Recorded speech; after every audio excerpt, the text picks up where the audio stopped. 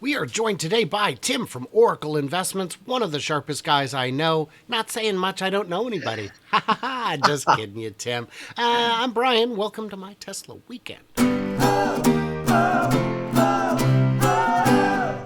So, Tim is joining us today because we've got something going on here. You know, the delivery numbers were just a couple days ago. We all know how that went.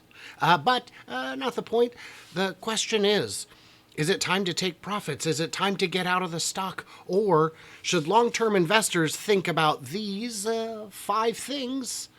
Tim, counting them down, number 5, what's a reason someone might not want to sell just yet? Not yet would be the Cybertruck.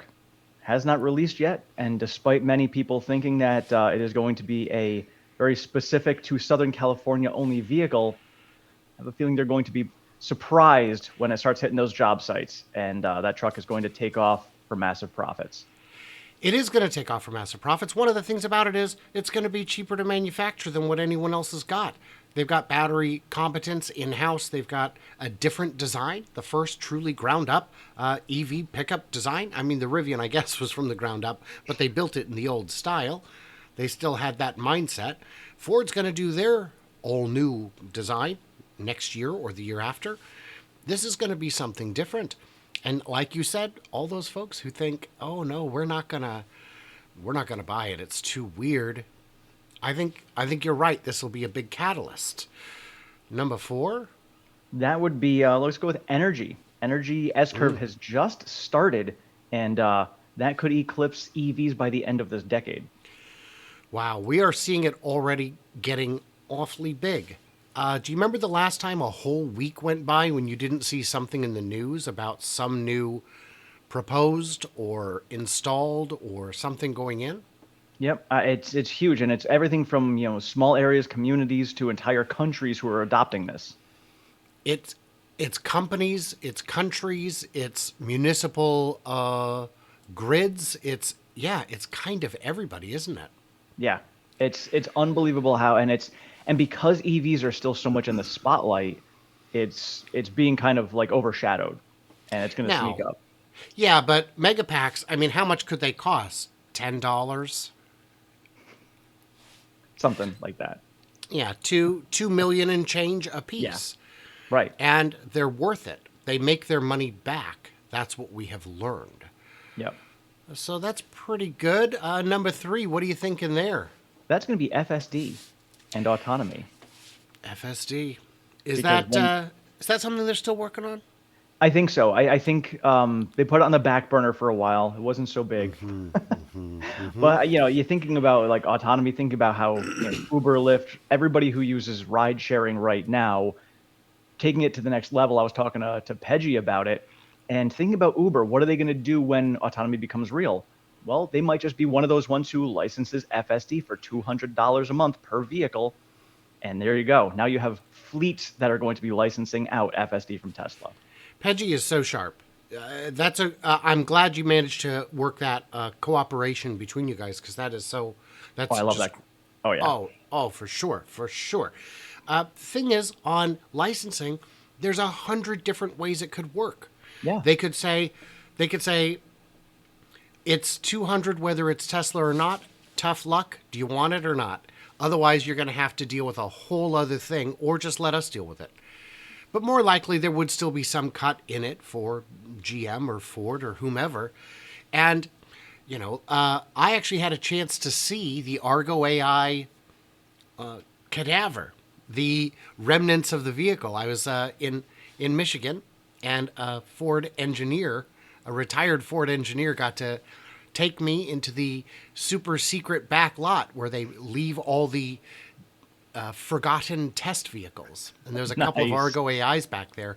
And you'd barely know that they're autonomous because they were only completely covered in gigantic sensors that must have cost $250,000. Jesus.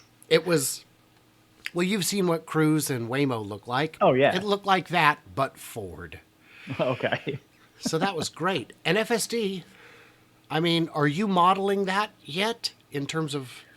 No, for me, it's just I'm No. kind of throwing a small percentage onto my production numbers, which comes out to delivery numbers based upon rate, take rate that I've got in there. And that's Yeah. really it. So, and even then, it doesn't make a huge impact in my valuation model yet, and I still see significant growth in my price targets. So once I actually factor that in, it's wow, mind blowing. The sky's the limit, and we don't really know how to factor it in. Yeah. And we don't need to know. It's not important if my gold mine has 1 million tons or 3 million tons of gold. It's still a lot of gold. Oh yeah. And not only that, but if you find some diamonds along the way in that process of digging out your gold, surprise, Yeah, more and more diamonds. More and more diamonds. Does that get us all the way up to number 2? it does. Number two is kind of more a sense of what is going on globally, which is there is a clear shift to everything when it comes to EVs and self-renewing energy, because clearly the entire world is going there and Tesla's leading the way. So why would you not want to be invested in the company who is leading the way in the direction that the whole entire world is moving? So on Sunday, I tweeted. There was a conversation on Twitter about, well, maybe now the competition's coming. We've been hearing this for 10 years, but maybe now this time it's real. And I said, the competition's problem isn't that they're trying to compete with Tesla. It's that they're trying to compete with their own internal combustion vehicles, and those are the ones that they can't overcome. Do I really give up this vehicle that's cheap to make and has a margin for something that I have to spend billions in R&D and charge an amount that annoys my customers and is still not profitable? Yeah. So, you'll notice that for the most part, the pure EV plays are really pushing. The only company I've seen that's gone from burning gas to aggressively trying not to is BYD. Yeah. They've got a huge number of hybrids, and they are transitioning away. But a big part of that is because their biggest market by far is China. Yeah. And they're pushing hard. They're pushing hard. They're not going to allow any more dyno burners, and BYD knows it. Before we get to number 1, which is very exciting, I can't wait to hear it. Do you have thoughts on BYD? My thoughts on BYD is similar to that of all of the Chinese automotive makers. Going all the way back to what Sandy Munro had said, I think that still holds true today, which is China is going to be the country that leads the world in EVs. As much as the US wants to, if they keep on pushing and GM Ford and actually do well, we could get there, but China's way ahead of the game, and we just don't realize it over here in the US. We don't see it, but China's way ahead. So I think BYD is going to be good, and I think once they start dipping into other countries, we're going to see them very much like the Japanese automakers like Toyota did back in the 70s. And I think we're going to see a lot of that coming up within this next decade. So I think BYD is going to be perfectly fine. And as Elon said, when it comes down to competition, they need the competition, because the only reason that we can transition the world over to renewable energy is with competition, because Tesla can't do it themselves as much as they're trying. As much as they're trying. And the thing with BYD is they are already in Europe. I did see a conversation on Twitter. Someone said Chinese brands are nothing because I've never seen one. Well, right. That's because the U.S. has a 28% import tariff on Chinese vehicles. And guess what? You have seen one. Polestar is made in China. Polestar just chose to pay that 28% import tax so that they could test the market and determine if building a factory here is the right move. BYD will absolutely be building a factory in North America. Oh, yeah. I mean, heck, even NIO has offices over in California. Yeah. So, well, BYD has a showroom in California. They just don't okay, sell I didn't know cars. Oh yeah, I've been to it. I got there just as it was closing, and they were closed. But we got to watch an employee drive a BYD home. We only followed them most of the way to their apartment, so it was pretty good. But they do sell electric buses in big numbers around the world, and they've got we might as well have a showroom. We might as well test the waters, see what people think, give journalists an opportunity to come out and see the car. They're allowed to drive it on the roads. It's not a saleable model. They are good, compelling cars. And they've got a lot of very silly add-ons, like guitar string for the little mesh net for your door panel. It's like guitar string. It's just fun. It's just fun is what it is. It's no different than the fart noises Teslas make. Right. Do something to be different. Yeah. There's nothing wrong with that. It's not a bad strategy. Right. So the thing that BYD has going for them is the vertical integration. They make their own batteries. They've got their own chip design in-house. They had tried to spin it off, but the amount of money they were going to get for it, they said, no, we're going to keep it. So, yeah, BYD is exciting. But, Tim, you know what that brings us to? Number one. Number one. What is it? Optimus? Optimus. When you're looking at it as a long-term investor, and again, nobody knows what's going to happen. Maybe it completely flops.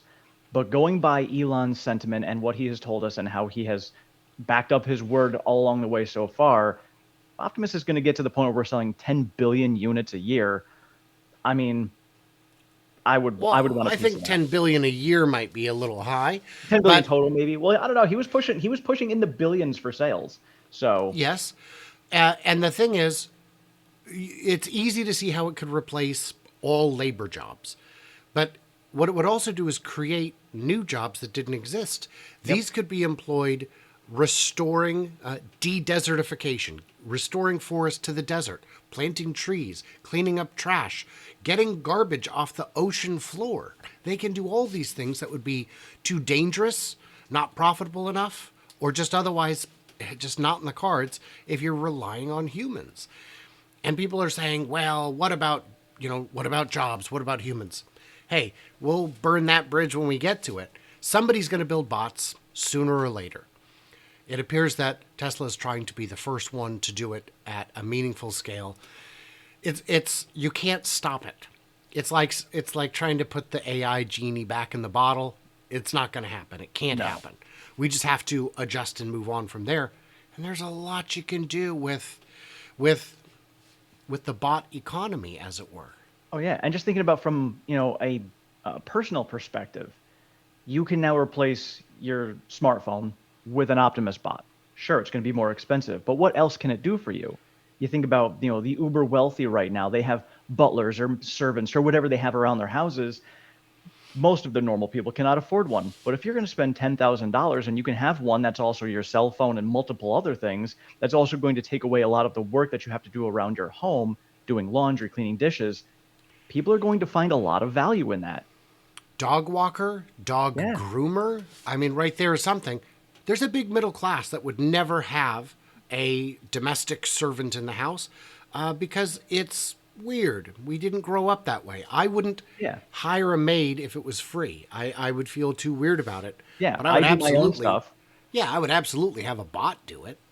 Right, because it's like, I take care of my own stuff, but what is the biggest problem that most people in middle class have is we don't have enough time to do things between having to go to work, come home, especially like I'm a single dad. So, if you have a partnership with a relationship with somebody else and you have somebody else picking up some slack in the house, it usually works out better because you have two people working on it. But if you're by yourself, you don't. So to be able to have that second body there of whatever sort it is to help you save a ton of time so you can go do what you want to do, the bot doesn't care. The bot doesn't have I wish I was doing such and such. The bot's like, all right, what's my next task? Give me it. And I'm done. So what I hear you saying is you can't predict next week's stock move or next month's stock move, but you have a pretty good feeling about the 5 to 10 year horizon. Oh yeah, absolutely. Yeah. I would not have guessed that.